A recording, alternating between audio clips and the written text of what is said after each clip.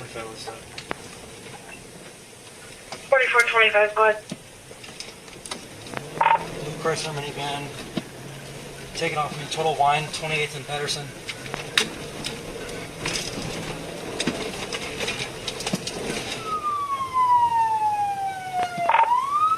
We are going 20 miles an hour, passing the DoubleTree.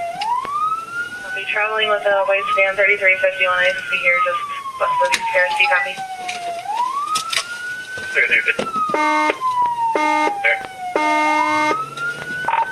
Priority traffic. 180.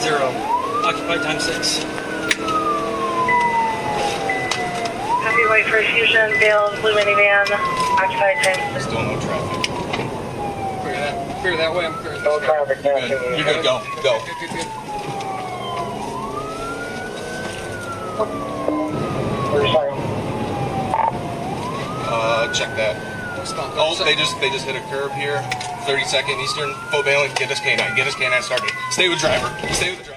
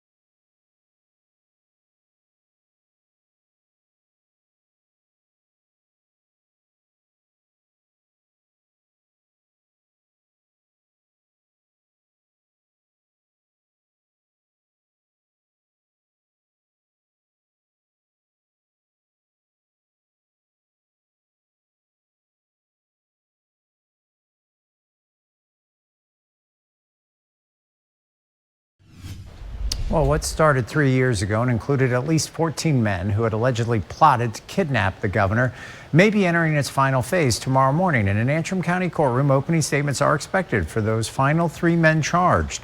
Trial's expected to last 3 weeks, but it's been a long 3 years just to get to this point. And then there were 3.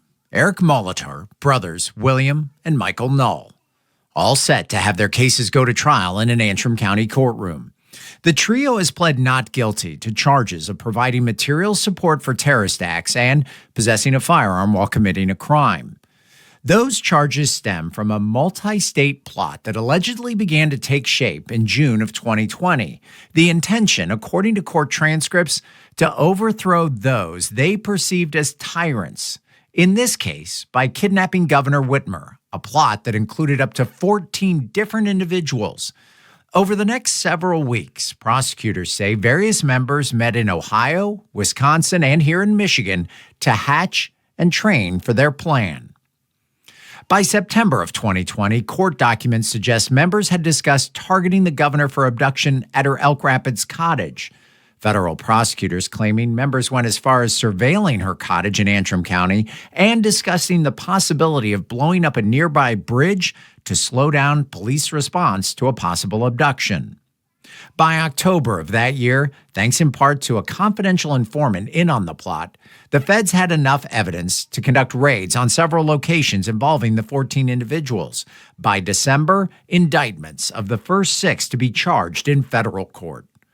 4 were convicted or took plea deals. 2 were acquitted, leaving 8 individuals facing state charges. 3 of those were convicted downstate last year, leaving 5 charged in Antrim County.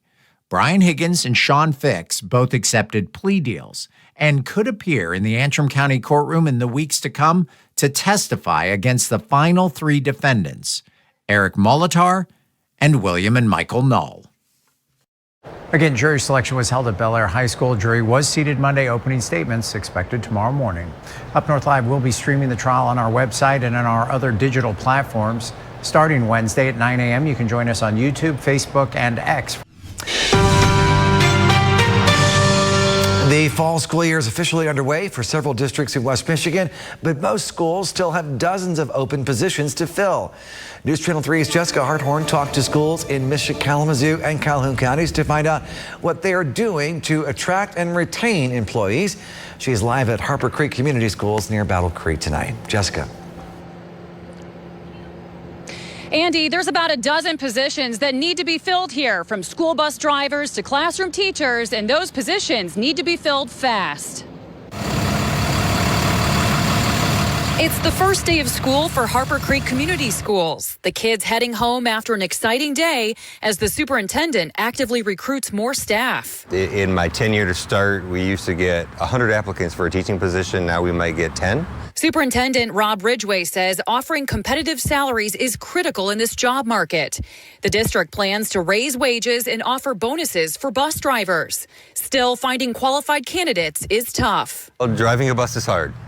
You are looking and driving while people are behind you, and so it's not an easy position. And it takes a special person to be a bus driver, and it takes a really special person to be really good at it. The district also needs teachers. The superintendent says Harper Creek was awarded $1.7 million in Grow Your Own grant money. He says 19 staff members are taking advantage of the state program and will soon earn teaching certificates. But we have some folks that have been in with the district for a long time, and this is going to give them an opportunity to attain their dream job of being a teacher, and it would be cost-free for them. In Kalamazoo County, Portage Public Schools starts next Monday. That district is looking to fill nearly 50 positions. 20 are in food services. Some of our issues are daycare. People just cannot find daycare for their children in order to come to work.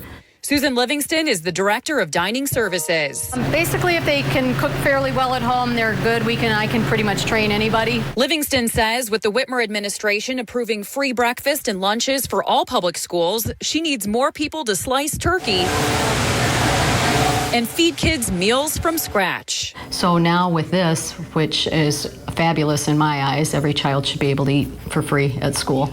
But I think this is really going to help, stretch those dollars for the families. Livingston says the district fed 51% of its students last year. This year, she anticipates that number could hit 90%. We're excited, but at the same point apprehensive because we're still trying to staff up, so it makes it a bit of a challenge. Both school districts we talk to say they're up to the challenge and encourage people with a heart for kids to apply. And Harper Creek superintendent tells me the Board of Education is expected to pass a $3 pay hike tonight for school bus drivers, as well as increase the sign-on bonus to $1,500.